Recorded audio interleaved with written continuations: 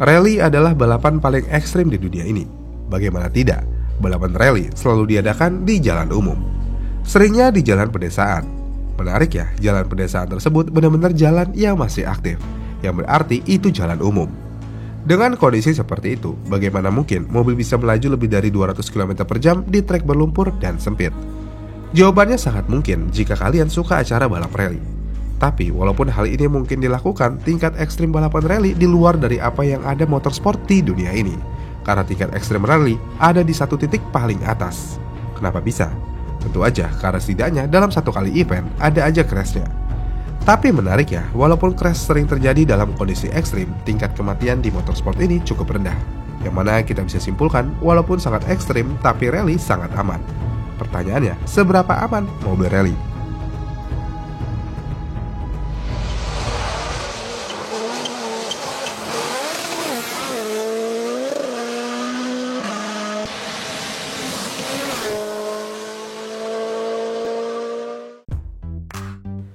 Jadi, seperti pada motorsport umumnya, rally selalu mengutamakan keselamatan. Walaupun tidak terlihat seperti itu, tapi nyatanya iya. Karena rally adalah olahraga yang menuntut kemampuan teknis dan fisik yang tinggi.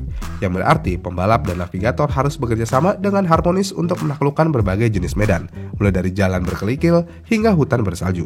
Oleh karena itu, desain mobil rally akan difokuskan untuk meminimalkan resiko dan melindungi kru seefektif mungkin. Dan salah satu komponen paling krusial dalam mobil rally adalah roll cage. Struktur ini berfungsi sebagai kerangka pelindung yang melindungi kru saat terjadi kecelakaan.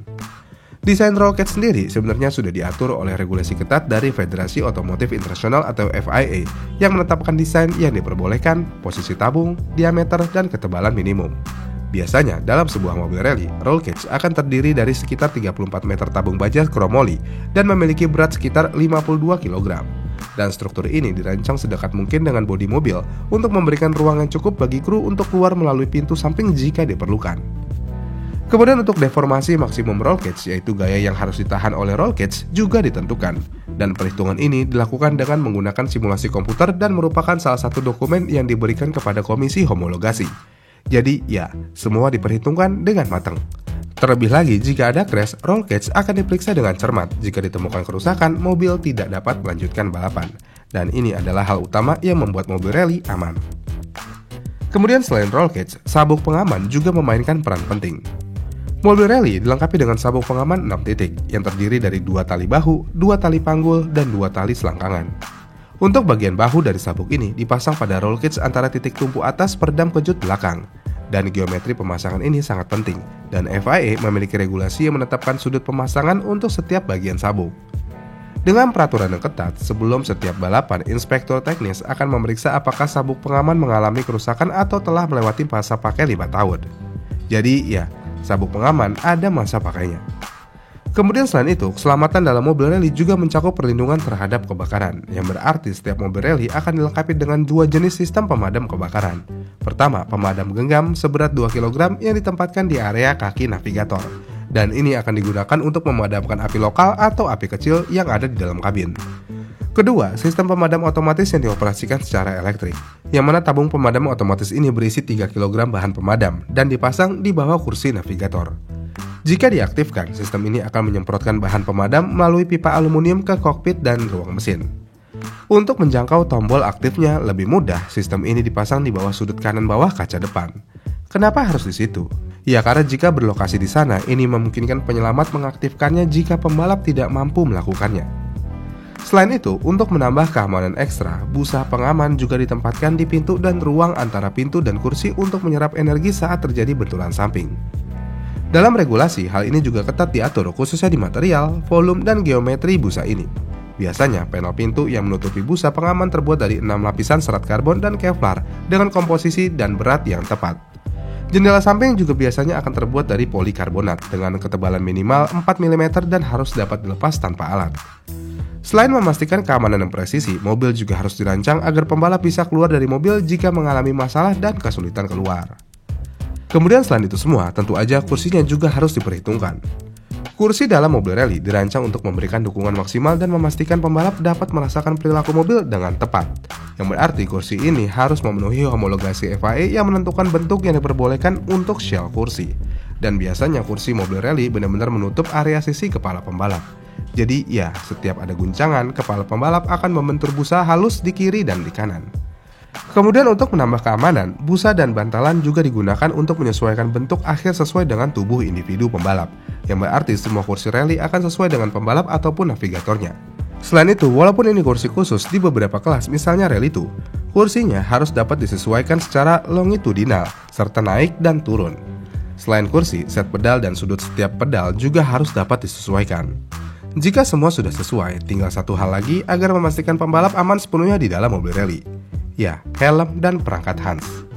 Selain perlindungan yang disediakan oleh mobil, pembalap juga dilengkapi dengan peralatan keselamatan pribadi, misalnya ya helm. Helm balap rally dirancang untuk melindungi kepala dari benturan dan biasanya memiliki sertifikasi ketat dari Badan Otomotif Internasional.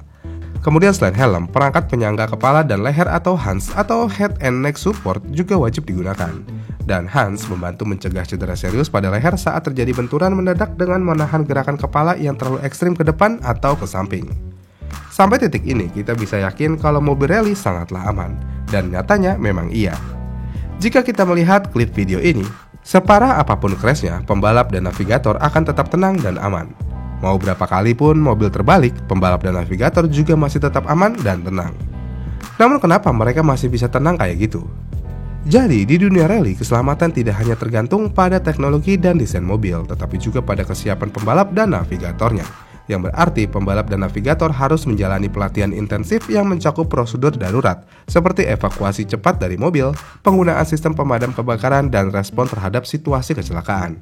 Dan pelatihan ini memastikan bahwa kru siap menghadapi situasi darurat dengan tenang dan efektif. Jadi ya, seberapa buruk kecelakaan itu terjadi, pembalap dan navigator harus tenang. Biasanya kalau pembalap akan melepas setirnya dan memegang seatbelt dengan tangan bersilang, dan untuk navigator akan melakukan hal yang sama. Jika mobil dalam keadaan tidak terbalik, mereka akan langsung keluar dari mobil. Tapi ketika mobil dalam keadaan terbalik, maka mereka akan melepaskan seatbelt terlebih dahulu baru mereka keluar. Namun ini balap rally. Jika terjadi kecelakaan di depan kerumunan, biasanya kerumunan akan membantu membalikan mobilnya. Tapi jika pun tidak, pembalap dan navigator sudah terlatih untuk menaklukkan hal tersebut. Jadinya ya, mobil rally adalah salah satu mobil paling aman di dunia ini.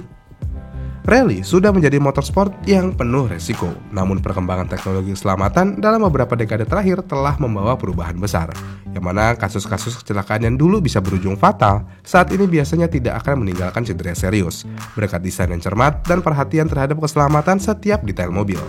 Jadinya, ya, mau nabrak pohon dalam kecepatan 150 km per jam, ataupun terbalik sampai 10 kali lebih dalam kecepatan 200 km per jam, kematian untuk saat ini bisa dihindari, karena mobil rally sudah jauh lebih aman saat ini jika dibandingkan dulu. Gimana nih menurut kalian? Komen di kolom komentar di bawah ya, dan sampai jumpa di video selanjutnya.